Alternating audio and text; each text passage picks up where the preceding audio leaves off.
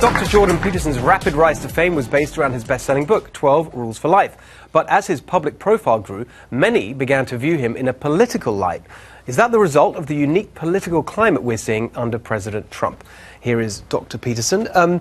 We were talking about this earlier, but before we came on air, that you never really thought of yourself as a political author and public figure. But that is how, and as I've been saying, you know, as we've seen, so much of your message is the personal. It's how you as an individual can behave and take responsibility. But yet you are being painted in a political light. Do you see yourself as a political figure? Not particularly, no, but everyone that I'm interviewed by virtually insists that that's what I am. Right. But the reason for that is that most of our dialogue in the mainstream media, I would say, is always focused on political issues. And so if you have a hammer, then everything looks like a nail. Right. But it's also the case that part of what brought me to wider public attention was my opposition to some legislation in Canada, a bill called C-16, which I regarded as an attempt on the government's part to compel speech, which, by the way, in the United States, the Supreme Court in the United States in the 1940s decided that it was unconstitutional for the government to ever require you to say certain things. Right. There's exceptions for commercial speech. So if you sell tobacco products, for example, you might have to put a label on your packaging. But in private speech, there's to be no compulsion from the government. It's different than forbidding you to say certain things, because this was a requirement for a certain form of speech. And that emerged in this bill, C-16, which purported to do nothing but extend certain rights to the transgender community in Canada, but which was, in my estimation, and I read the policies very carefully, an attempt to write a particular view of gender into the law, the view that gender is only a consequence of environmental conditions, is socially constructed, which is patently false and runs contrary to what I would regard as thoroughly settled science, and also to compel a certain form of address. And I felt that that meant that the politicians in Canada were using a false compassion and a certain ideological attitude to justify extending dominion over the content of free people's speech. And for me, that in combination with the doctrine, the gender social construction doctrine, that was a no-go. I'm not in alignment with either of those. They're wrong. Right. And so I made some videos saying that very clearly, and that pulled me into a political controversy. And so that resulted in you being described as, or associated with, broadly speaking, the right.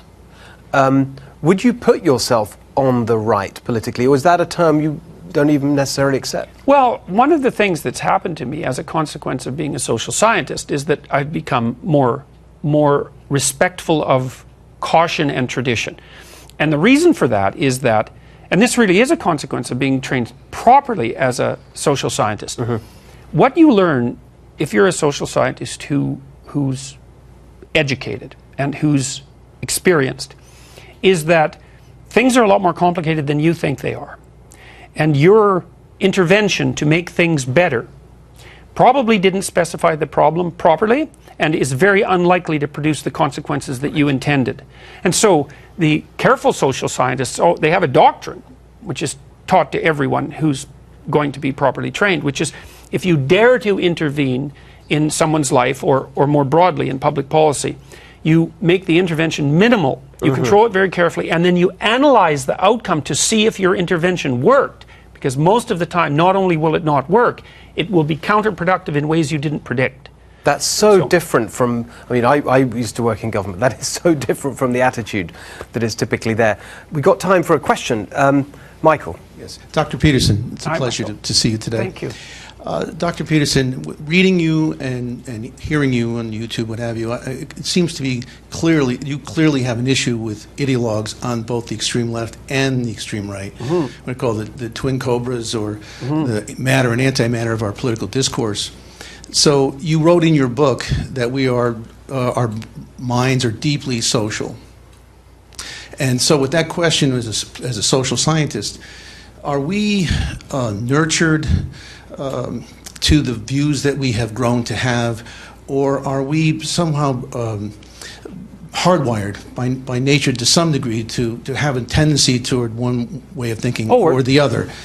And if we are, if you started to agree with that, Yeah. if we are predisposed to have some sort of leaning one way or the other, then are we not doomed to a sense of zero-sum warfare for political power? Winners and losers Great like your question. friendly Good question. lobsters? Okay, so the first thing I would say is we are tilted by our biological temperament in terms of our political viewpoint. So we know, for example, that conservative people tend to be higher in conscientiousness, a big 5 personality trait, especially in the orderliness element of that trait. And they tend to be lower in another trait, openness. And openness is, broadly speaking, the creativity trait. And so, whereas liberals are high in openness but low in orderliness. And there is very powerful biological tilting towards those temperamental predispositions. Now, they can be moved by experience, but it's as if you have a set point and then you have to strive to move from that set point.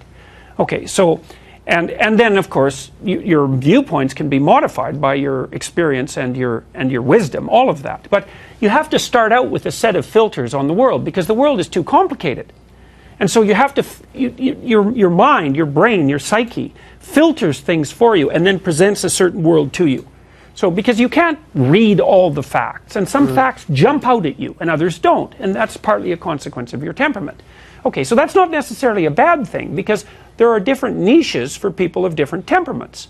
So, for example, introverts are good at such things as accounting. They're more because they can work alone, whereas extroverts are better at things like sales. And so there's a place for people on both ends of the temperamental distribution. And with creative people, you might think, well, creativity is a good thing. Why isn't everyone creative? It's like, well, most creative ideas are dangerous, and it's very difficult to monetize creativity. Sometimes if you do it successfully, you're wildly successful, but more often you'll fail. So you need people who are wild experimenters in thinking and those who are more conservative. Now then, your next question was, well, doesn't that doom us to counterproductive opposition? And the first issue is, opposition is not necessarily counterproductive. Like if you want to hone the way you think, you need opposition. You need something pushing against you. But what has to happen, and this is rule 9, is you have to assume that the person that you're listening to, or that you're talking with, knows something you don't.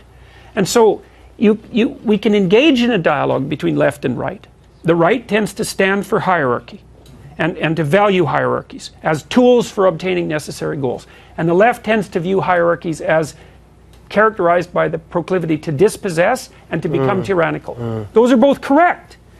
Through the dialogue, we can keep the hierarchies functional and also pay attention to the people who are at the bottom. That requires dialogue. It requires that opposition. By the way, great question. I think that's such a great example of how, even though you may not think of yourself as a political participant, your participation in political conversation is really, really helpful.